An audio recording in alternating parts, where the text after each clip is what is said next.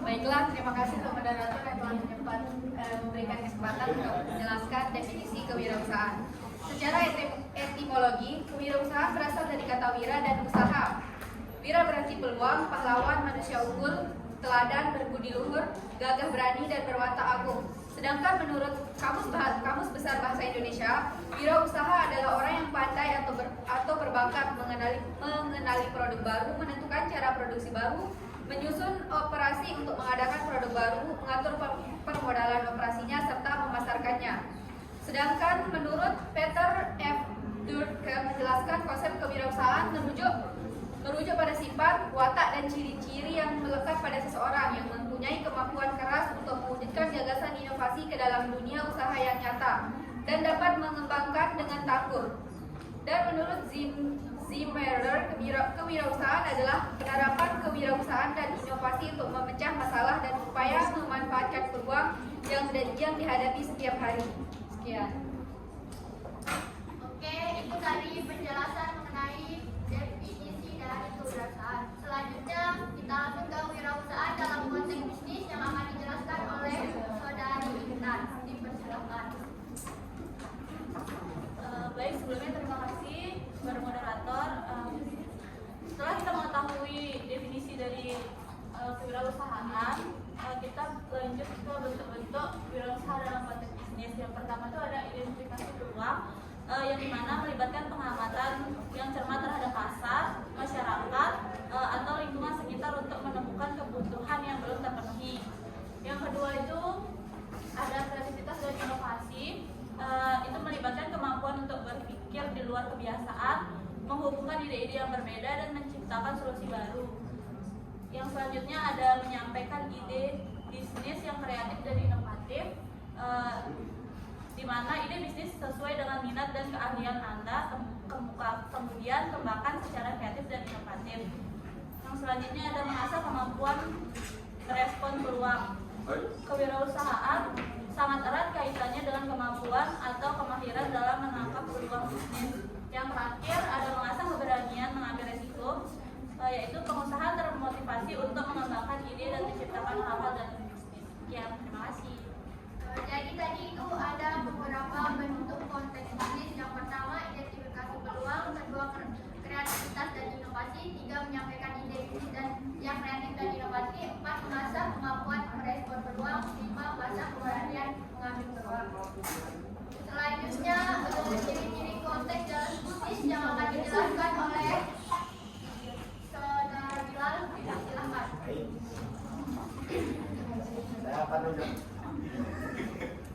Saya akan menjelaskan ciri konteks dalam bisnis. Sebelum ke contohnya, saya akan menjelaskan konteks bisnis adalah lingkungan tempat bisnis beroperasi dan dipengaruhi oleh berbagai faktor internal dan eksternal.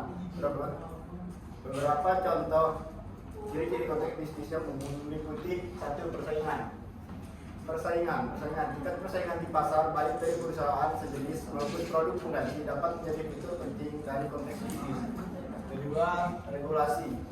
Peraturan dan kebijakan pemerintah serta badan pengawas memainkan peran besar dalam menentukan batasan dan kebebasan dalam bisnis. Ketiga, kondisi ekonomi. Faktor-faktor seperti inflasi, tingkat pengangguran, pertumbuhan ekonomi, dan stabilitas keuangan dapat mempengaruhi konteks bisnis. Keempat, teknologi. Perkembangan teknologi dan adaptasi inovasi dapat mempengaruhi cara bisnis beroperasi dan bersaing. 5. Tren pasar. Perubahan tren konsumen, preferensi, dan perilaku pembelian juga menjadi bagian dari konteks bisnis yang harus diperhatikan. Selanjutnya akan dijelaskan oleh saudara saya yang ganteng, Sukisma Ali. Oke, sebelumnya terima kasih terhadap saudara saya Bilal. Oke, saya akan menjelaskan dari yang kelima, tren pasar, perubahan dan konsumen, preferensi dan perilaku pembelian juga menjadi bagian dari konteks bisnis yang harus diperhatikan. Selanjutnya, globalisasi. Interkoneksi ekonomi global mempengaruhi banyak bisnis dengan memperluas pasar, meningkat persaingan dan menimbulkan tataran baru. Selanjutnya sosial dan budaya, nilai-nilai budaya, norma dan tuntunan sosial juga menjadi faktor yang mempengaruhi strategi dan operasi bisnis. Yang kedelapan, lingkungan. Perhatian terhadap masalah lingkungan, keberlanjutan dan tanggung jawab sosial semakin meningkat dalam konteks bisnis modern. Yang kesembilan, pasar dan pengalaman. Segmentasi pasar, perilaku, pengalaman dan kebutuhan pasar juga merupakan bagian integral dan konteks bisnis yang harus diperhatikan oleh perusahaan. Yang ke-10, risiko dan peluang. Konteks bisnis mencakup identifikasi risiko serta peluang yang ada di pasar dan lingkungan bisnis secara keseluruhan. Oke, mungkin itu saja dari saya. Sekian, terima kasih. Baik, itu tadi beberapa ciri dari konteks dalam bisnis. Ada 10 poin yang diambil. 1. Persaingan, 2. Regulasi, 3. Kondisi ekonomi, 4. Teknologi, 5. Tren pasar, 6. Globalisasi, 7. Sosial dan budaya, 8. Lingkungan, 9. Pasar dan pelanggan, 10. Resiko dan peluang. Selanjutnya kita langsung ke etika dalam konteks bisnis yang akan dijelaskan oleh Saudari Birah. Dipersilahkan. Baik, terima kasih moderator atas kesempatannya. Di sini saya akan menjelaskan apa sih etika dalam konteks bisnis. Yang pertama ada kejujuran. Sikap jujur menjadi salah satu kunci keberhasilan atau keberhasilan suatu usaha. Kejujuran di dalam sebuah perusahaan harus kita terapkan karena ketika kita membangun sebuah usaha maka kita harus memiliki sikap kejujuran karena itu hal yang utama terhadap penilaian dari konsumen. Ketika kita jujur kepada konsumen maka produk kita akan dipercaya oleh konsumen tersebut. Yang kedua ada keadilan. Prinsip keadilan berarti semua pihak yang terlibat dalam aktivitas bisnis memiliki hak menerima perlakuan yang sama dengan yang lainnya.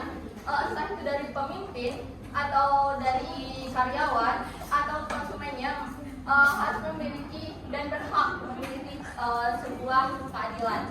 Yang ketiga ada otonomi. Prinsip otonomi adalah etika bisnis yang berhubungan dengan tindakan seseorang dalam mengambil keputusan sebagaimana mestinya. Bagaimana otonomi sebuah pemimpin perusahaan harus memiliki sikap yang tegas karena di sini ketika etika dan bisnis harus mempunyai sikap yang tegas untuk mengambil sebuah keputusan dan mengambil sebuah resiko yang harus dihadapi ke depannya. Yang keempat ada integrasi moral. Integrasi moral yang tinggi dapat meningkatkan kepercayaan masyarakat terhadap perusahaan. Ketika perusahaan kita tidak bertentangan dengan moral perusahaan, maka kita akan dipercaya oleh masyarakat dan lingkungan tersebut. Yang kelima adalah loyalitas atau kesetiaan. Loyalitas terhadap perusahaan dapat tercermin dari kerja keras selama menjalankan usaha dengan tetap menempatkan visi dan misi perusahaan.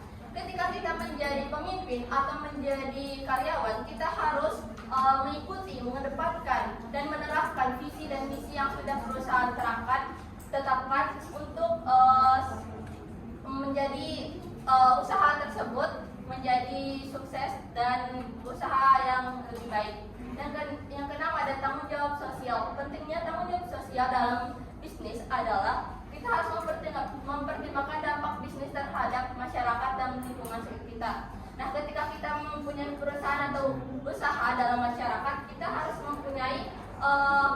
memikirkan apa sih dampak atau resiko yang dapat menyebabkan kepada lingkungan atau masyarakat sekitar. Karena ketika kita mempunyai masalah di dalam sebuah perusahaan tersebut, kita menghadapi dengan konsumen, yaitu masyarakat dan lingkungan sekitar tersebut. Oleh karena itu kita harus mempunyai pemikiran bagaimana kita harus mengatasi dampak-dampak yang akan terjadi dari bisnis kita tersebut. Yang ketujuh ada menjaga lingkungan hidup. Prinsip ini menekankan pentingnya menjaga lingkungan hidup dalam menjalankan bisnis. Ketika kita menjaga lingkungan hidup kita di sekitar perusahaan kita dengan entah itu dengan sikap yang ramah, dengan damai, dengan masyarakat sekitar, maka perusahaan kita akan dihargai oleh masyarakat di sekitarnya dan konsumen tersebut. Baik, itu saja ada 7 etika dalam konteks bisnis. Ketika kita menjalankan sebuah etika tersebut, maka perusahaan kita bisa menjadi perusahaan yang akreditasinya atau reputasinya baik di pandangan masyarakat dan konsumen. Terima kasih. Baik, terima kasih Saudara Fira.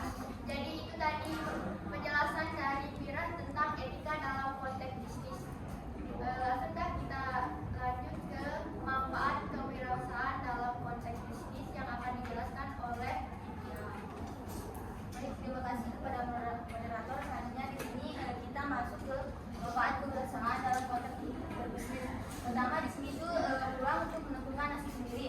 Yang dimana kewirausahaan itu dapat mengatur waktu, pikiran dan tenaga mereka sendiri. Hal ini membawa dampak positif bagi kehidupan wirausahawan di masa yang akan mendatang.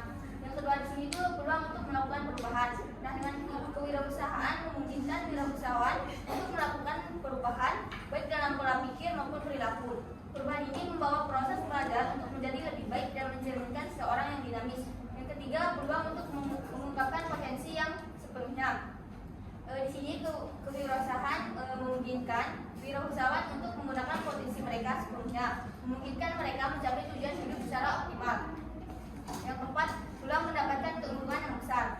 Nah, dengan kewirausahaan memberikan peluang untuk mendapatkan keuntungan yang tidak terbatas, memungkinkan wirausahawan untuk mencapai tujuan hidup secara lebih efektif.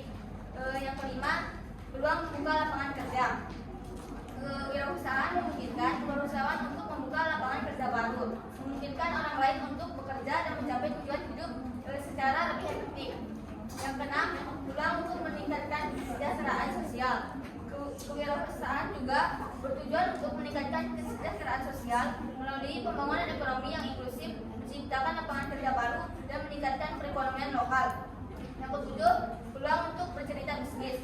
Dengan kewirausahaan memungkinkan wirausahawan untuk mengembangkan bisnis menjadi lebih besar, memungkinkan mereka mencapai tujuan hidup secara lebih efektif. Yang terakhir di sini, peluang untuk membuat sesuatu yang disukai. Dengan kewirausahaan memungkinkan wirausahawan untuk melakukan sesuatu yang mereka sukai, memungkinkan mereka mencapai tujuan hidup secara lebih bersemangat dan berkesan. Oke, itu tadi penjelasan mengenai manfaat kewirausahaan dalam konteks bisnis. Jadi manfaat kewirausahaan dalam konteks bisnis ini ada 6.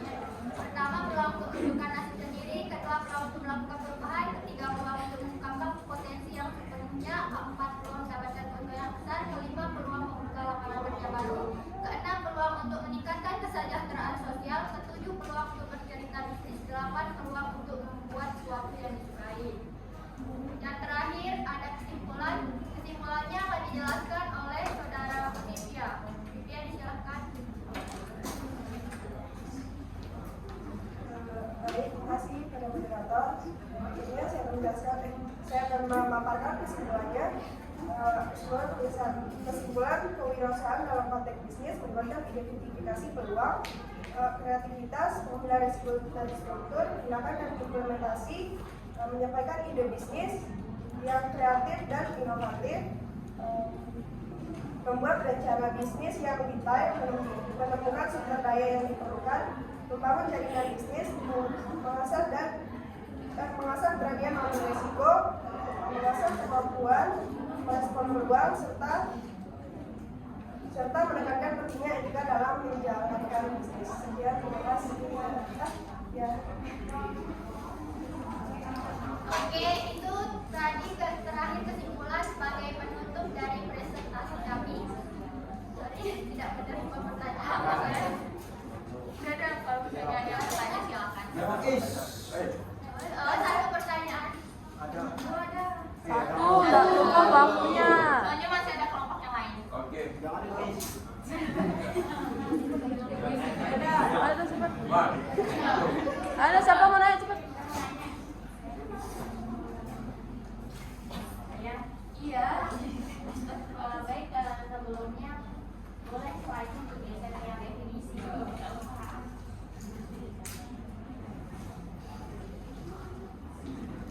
Nah, kan seperti yang biasa kita dengar nih, kalau kewirausahaan itu pasti biasanya itu sama yang berkaitan dengan orang yang menghasilkan produk, kayak jualan dan lain sebagainya.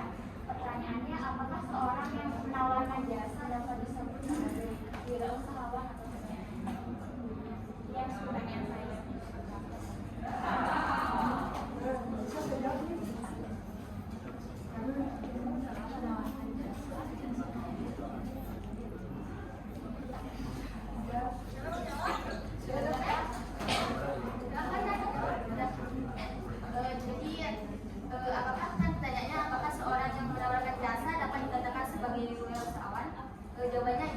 seorang yang menawarkan jasa dapat dikategorikan sebagai seorang wirausahawan.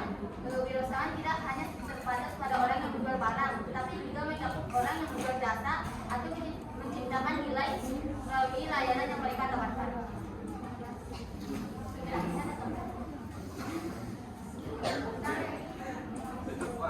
Demikian hasil dari diskusi kami. Apabila ada kesalahan kata atau apa, tentunya saya mohon maaf yang sebesar-besarnya. Wabillahi taufiq wal hidayah. Wassalamualaikum warahmatullahi wabarakatuh. Ada bantuan dari Sukis? Ada.